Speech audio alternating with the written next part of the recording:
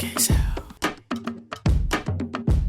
Yeah, the KSAL, kid dreams. The KSAL, on the move, on the move, on the move, on the move, she on the move, on the move. The KSAL, on the move, on the move, on the move, on the move, she on the move, on the move. The KSAL, on the move, on the move, on the move, on the move, she on the move. Yeah, KSAL, on the move, on the move, she on the move, on the move, she on the move. Now what you hear, this ain't no test. You rockin' with the best, and sometimes things get a little crazy, but that we won't address.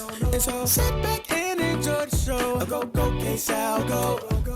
Get into the groove and watch KSAL move. Yeah, KSAL, on the move, on the move, on the move, on the move, she on the move, on the move. KSAL, on the move, on the move, on the move, on the move, she on the move, on the move. KSAL, on the move, on the move, on the move, on the move, she on the move. Yeah, KSAL, on the move, on the move, she on the move.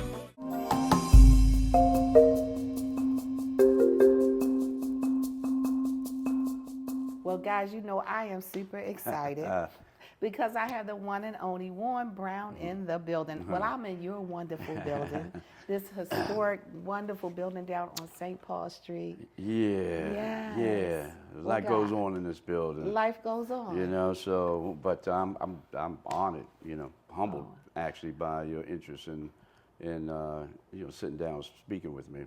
Well, you know, guys, if you don't know this young man here, we're talking about a super lawyer, one of the biggest lawyers in Baltimore, defense lawyer along with all other types of things. Yeah.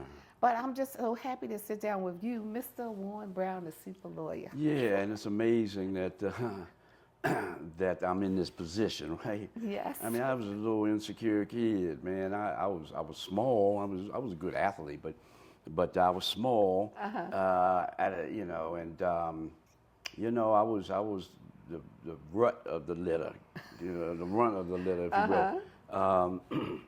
And so just to see, you know, the final, you know, what's going on, what's led up to this, is amazing to me at times, right? Wow. I mean, and I just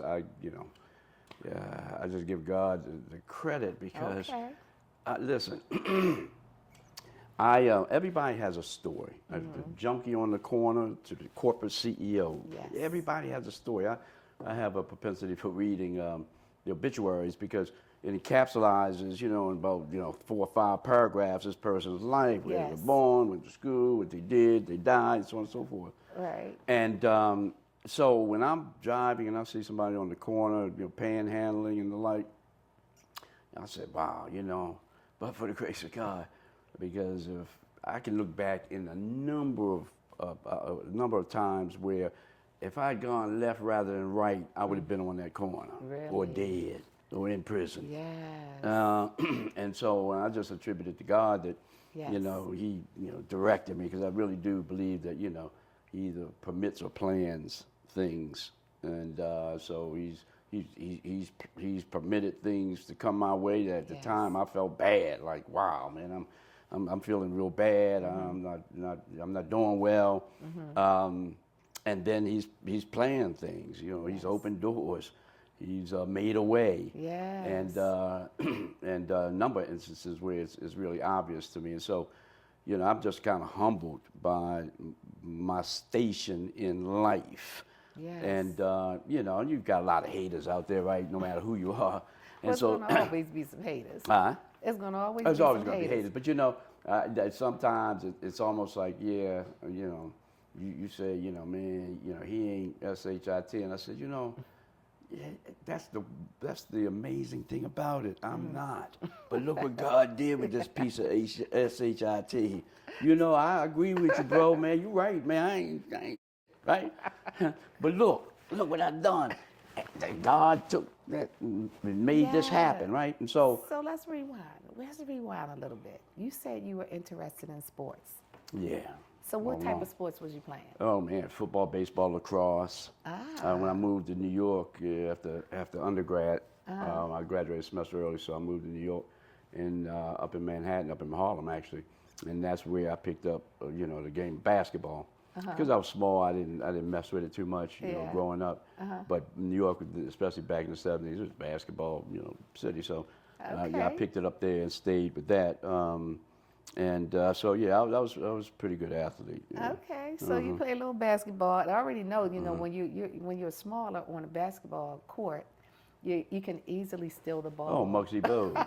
So you were stealing the Muggsy ball. Bogues. What was Muggsy? Muggsy 5'4", Bogues. you know. Yes. In the league 13 years. Uh-huh. So yeah, Yes. oh, absolutely. You know, sometimes what others see as a handicap is in actuality an asset. It's a blessing. And yeah, oh yeah, absolutely. So. Because I used to play ball as well. Oh, did you? Yes, oh, and my. the smallest person that was on our team, Right. she scored the highest points. Yeah, Because she right. was, as soon as they brought it up, she came right down, Right, took that's it right. from her. Well, and we like, oh, God. Yeah. So, you know, oftentimes we see throughout many instances in life where what is viewed as an impediment, what is viewed as a disadvantage, that person, who has that impediment, has a disadvantage, Yes. uses it, fuels their determination Yes. that, I'm going to be more than these people think. Yes. So you that shocked I'll them a be. little bit. Yeah. I love it. So what made you get into being an attorney? So you went from that, but what made you decide this is what you wanted to be? I think it was just destiny, quite frankly. Really? I mean, I grew up. I was around some people who were determined that you get a good education, and you go from there. I remember when I was, about 10 years old, because I'm old enough to remember when segregation was legal. We couldn't go to Ocean City. We couldn't go to the restaurants here. Waverly, it was a Waverly movie theater. We couldn't go in there. The Boulevard, we couldn't go in there. Really? And so, I mean, Heck Company over, it used to be in Northwood. They had a restaurant in the top. You couldn't go there. Wow. And they had movies over there, Northwood Movies. You couldn't go in there. And so, so I remember, those times. And I was about 10 years old, maybe 10 or 11 years old, and my mom and I are watching on a black and white TV in a dark room these people who marched across the Pettus Bridge in Selma, I think it was Alabama. No, Alabama. And they were getting beat, and the dogs were on them and hosed. And I said, "Ma, why are those colored people causing so much trouble?" Wow. And she snapped at me. She said, "They're not. They're just fighting for our rights." And it was like a light went off in my head, because you have to understand, I'd grown up 10 years under where, white folks coming down the street. We had to move off to the side, where my father was very much a man, a man's man in our community. But when we went up to Towson or somewhere else, around these white folks, he's changed a bit, and so I saw that, right? So there was just in that moment this seed buried in me that was right, wrong. Those who are in need, those who are trying to be oppressive. And it just didn't sit well with me. So I was at that moment at 10, 11, 12 years old, I'm gonna be a lawyer and fight against it. No. But buried in me was, this isn't right. Yes. My eyes have been open, with my mom kind of snapping at me. My eyes were open and said, wow. Because I've gone from seeing it like we're the bad guys until they're the bad guys. Yes. And so as I went through school and the like, it was, I'm about to graduate from undergrad. And law school was a natural, progressive move from where I was. Okay. And so, so that's what happened. And then after that, it was just things kind of fell into place. Like I said, God kind of just provided. There's this parable, a story about the person who was walking. I think it's indication of in faith, and they're walking across a stream, and every time they put a foot down, a rock, pops up. Okay. And they step like they're stepping into the water, and a rock pops up, and until they're on the other side, right? Yes. And that's kind of how my life has been, really has. That at every twist and turn, there was a door that was open, and sometimes a door that was closed. Yes. That wasn't meant to go through. So. So when I think about it, I mean, I was just predestined. This is what I was destined to do. and that's why it's such an easy fit for me. People say, well, when are you going to retire? When are you no longer going to practice law? So it's like, ask me, when am I no longer going to be a black male? This is who I am, you know. This is who I am, right? So, but in any case, and I, you know, I've been, it's my progress has been, you know, it's been remarkable. But once again, not so much by virtue of, you know, what I have to offer, but by what God has done. Yes. And I'm not a very religious person at all. I don't go to church and that, and I just, but I do believe, you know, in many instances, that God has laid the groundwork, and this is just the way it's going to be, right? Yes, and then again, I just kind of focus mostly on karma. You know, like I say, you do good, you get good; you do bad, you get bad. Simple as that, right? Simple as that. Yeah.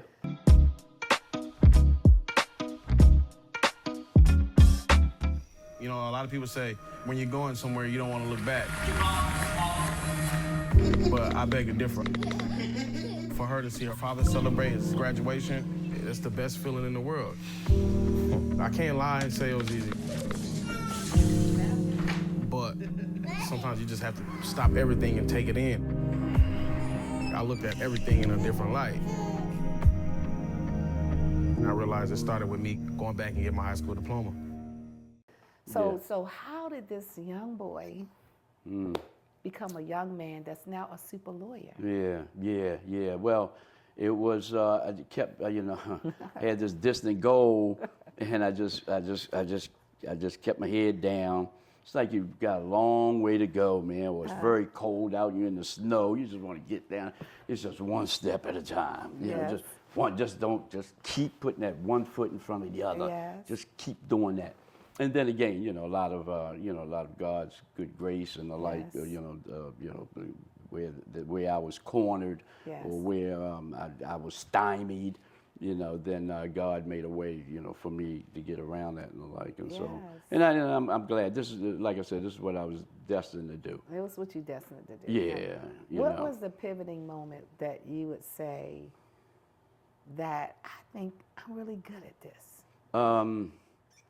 Yeah, that's good, because, you know, the same insecurities I had as a kid, and born mostly out of, you know, my size and the like, and being a little black boy in you know, segregated America, you know, I carried with me, you know, and that's why even to this day, you know, I still have some insecurities, and so when you hear about somebody you look up to, Kendrick Lamar, Jay-Z, LeBron James, Dr. Ben Carson, I don't care who it is, you might look up to, and you hear that they got insecurities. How could they have insecurities, man? Yes. They, you know, they this or they that or they that. Yes. And for me, I don't mind, you know, admitting that, because, you know, for me, those insecurities, you know, make me realize that God has played a prominent role in, you know, my development, my comings and goings, being safe from those that will come after you. Yes. But still, there's still, you know, some insecurities there. Yes. But you know, I mean, I still, I'm pretty pleased with the way things turned out. Yeah, because you're being very modest right now. No, well, yeah. You're being very modest, yes. Because yeah. I was told in the courtroom that you almost are a showman in the courtroom. Yeah. So it's where is it the feeling inside, like, I know I got this case wrapped up and I'm about to drop the bomb? No, it's like, you know, no, but you're right about that. In that courtroom, you know, I'm a different person, and it's like, okay, this is what you've been, you know, prepared for. This is by design that you're here. Yes. Don't think about it. Just go in there, because those things that you do and the way you move around and the way you carry yourself in the courtroom, I recognize have been impressive to those who are in that courtroom. Yes. So it's just like, just go do your thing, man. Don't just be you, do your thing. Yes. And so it's very, very, very, very natural. And it is something special. And I do feel that way. It is something special when I'm in the courtroom. One of the things I've learned to do is, leave my ego out before I come in that courtroom. And that's because you are in there, you're on stage, especially I've had a lot of significant cases where you got a packed courtroom. Yes. You got a jury over here, you got 2 or 3 prosecutors, you and maybe another defense attorney. So it's easy to be a showman, right? To show off, to be cute. Yes. So that's all ego. Okay. And so I leave my ego out, outside the door of that courtroom, and just let the natural me just The beast. do my thing, right? And I don't even think about it. I'm gonna go in here and kick here and impress these people, so on and so forth. Blah blah blah blah blah. I do say a little prayer before I do my opening statement, my closing argument. Just say, especially my closing argument is, just God let these people, what I say, reach their hearts. Yes. And get down into their souls. Yes. So I do say that, but beyond, I just get in there and in fact, when I'm in trial, I never look at the jury. I never look at it. After they're picked, give opening statement. But beyond that, when I'm questioning these witnesses and the like, or moving about, I totally ignore them. Okay. Because it's kind of it's you're the prosecutor, I'm the defense attorney, and we're going at it. And I have a goal. My goal is to convince the jury that the state has not made out a case beyond a reasonable doubt. And so that's my pursuit. Now, and I'm zeroed in and zoned in on that. Yes. Some lawyers will they'll have a witness on the witness stand, the jury over here, while they're asking the witness a story, a question, they're looking at the jury. And sir, as if to say, don't believe this dude here, where were you, Now here's the witness, here's the jury. They look at you, they're pandering to the jury, and I don't do that. So point is, when I'm in there, does that help? I don't know. Okay. Because I haven't engaged in it, because I really I don't want to get caught up into them, all these people in the courtroom. Yes. I just want to be myopic. I want to focus on where I'm trying to get to. Yes. And I'm trying to get to a closing argument, because before the trial starts, I will have in my mind what I want my closing argument to be. Okay. So then during the course of the trial, I'm bringing out through questioning or the admission of my own evidence, the things, little bricks that are going to build this wall in my closing argument. Yes. Sometimes there's questions that don't mean a whole lot. We just don't listen, ask a couple questions, they step off, and people would wonder, well, what was that all about? Because I needed something from them in my closing argument. Okay. Because that's where, that's when I look them in the eye. Every one of those 12 jurors in closing argument, at some point in time, I'm in front of them arguing. I'm talking to them. Okay. I'm talking to you. I'm talking to you, and then I'll move on to some other juror. But I'll look every one of them before I sit down in the eye, and I'll talk to them. So that's when they get the attention. Yeah, that's right. That's what it is. So, but it's a thrill. It's an art. It is, I believe, and I've said it for some time, that the truth poorly represented will lose. So you can truly be like innocent, right? But if you're poorly represented, you might be convicted. Yes. So my thing has always been the truth poorly represented will lose. Yes. And so it's a lot going on there, because I represent people who've done some reprehensible things. Yes. Cut a little 5-year-old girl's throat and left her in the woods, and she did die. Throwing a firebomb in a house where 2 people die, another woman seriously injured because she jumps out of it. You name it. Raymond Haney, back in the late 90s, lost control of his car up on Woodlawn Drive and hit the curb, and it vaulted. I had never even heard of that word until that trial, and talked to some accident reconstructionists. It hit the curb, vaulted, and it came down on this bus stop, killed 4 children and one grown-up. Yes. And he was a good guy. I mean, Raymond was a good guy. Fortunately, I couldn't do a jury trial. I didn't think that they could get past the horror of those pictures. Yes. You know, so I did a court trial with Judge Turnbull, and he found him not guilty on everything except reckless driving, which was a $250 fine. Wow. So yeah, so I mean, I've you know, even though I'm in there practicing my craft, doing what comes natural to me in that courtroom, there's still consequences. You know, I mean, there's a grieving family over here, and I'm trying to get the guy off to kill their loved one.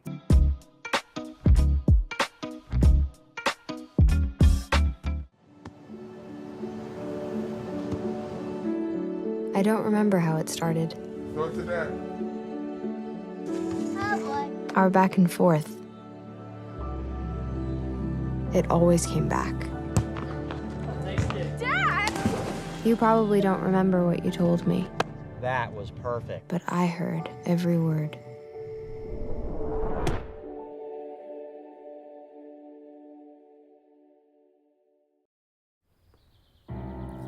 Hi. I'm your retirement fear. But don't be scared. You're still in pre-retirement. Does that mean I have more time to plan? Precisely. Here, this is pretirement.org. Retirement savings options? Potential tax breaks. Ooh, This isn't scary. I'm doing it. you got this. Visit thisispretirement.org for free resources to help you customize your action plan. Oh, yeah, baby, keeping it light with Craig Wright. Ooh, keeping it light with Craig Wright. Oh, audience, I really need some advice.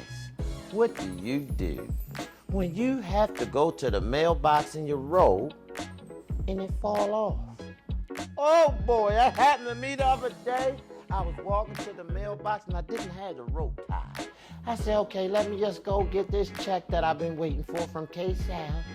And when I went to reach, whoop, whoop, and it was a lady standing there, and she was smiling. She said, hi, sir.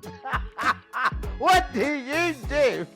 You work at Chippendales? I say, no, I do not work at Chippendales. And I ran back in the house. Big problem. So every time I came outside, the whole neighborhood was clapping. I felt like a champion. So I went in the house and I started looking at myself in the mirror and I said, you're not so bad. So I put on the robe just because they was waiting for me. Left the string untied and I stood in the middle yard and let it fall. It's told the people I am here for y'all. What do you do when you like being out in the yard in your birthday suit? I am that person. So if you want to come to my neighborhood, feel free because I set myself free. I'm keeping it light with Craig Wright. Oh, God. Here I come. I'm coming to the mailbox. All right, all right, all right, all right. KSAL Show, we're talking Sunday dinner, culinary innovations. Come on back, let me show you how we do it. I got you. Come on back, I'm gonna show you how we do it. I got you. Come on.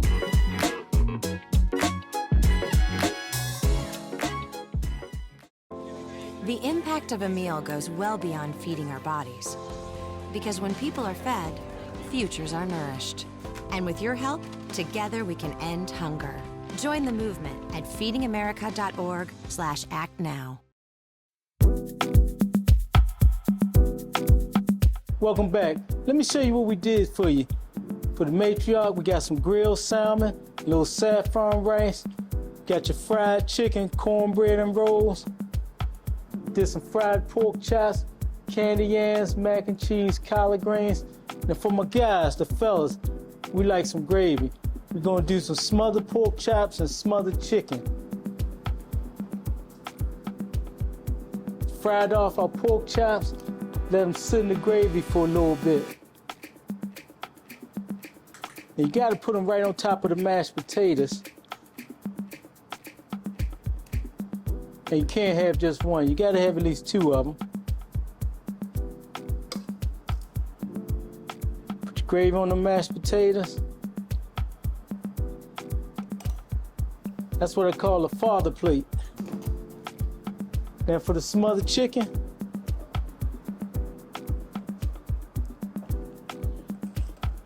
you did something for the father, let's do something for mama. We're gonna do some smothered chicken. We're gonna put that over some saffron rice. Got the candy yams. Gotta have that extra gravy. And we serve that up with some rolls and cornbread. That's what we call a Sunday dinner at Culinary Innovations. Pork chops, mac and cheese, collard greens.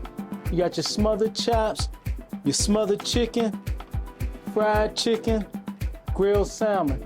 And if you like, just ask. We got turkey wings. We do all type of fish, Sunday dinners. Let us know what you want. Give us a call. Chef Arthur, Culinary Innovations. I got you. They don't have to know I made it, but you will enjoy it. Culinary Innovations. Give us a call.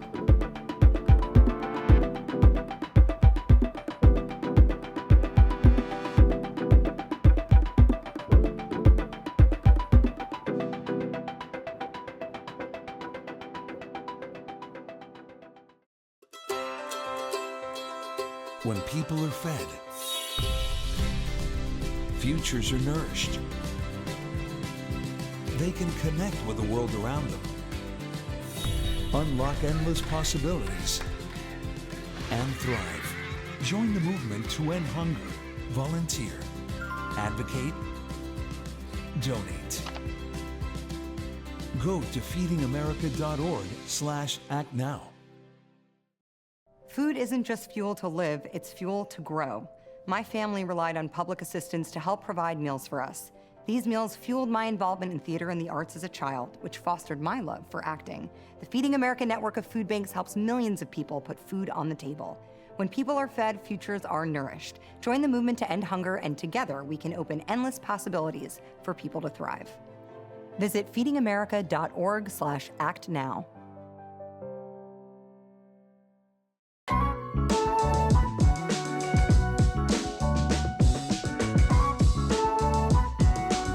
Guys, I had a great time. This show was amazing. I love the guests. But listen, if you guys are trying to build your empire and you want to talk to your girl KSAL, call 410-694-1016. Again, 410-694-1016. I would love to talk to you guys. So listen, have a safe night. Love you guys. Bye-bye. It's your girl KSAL.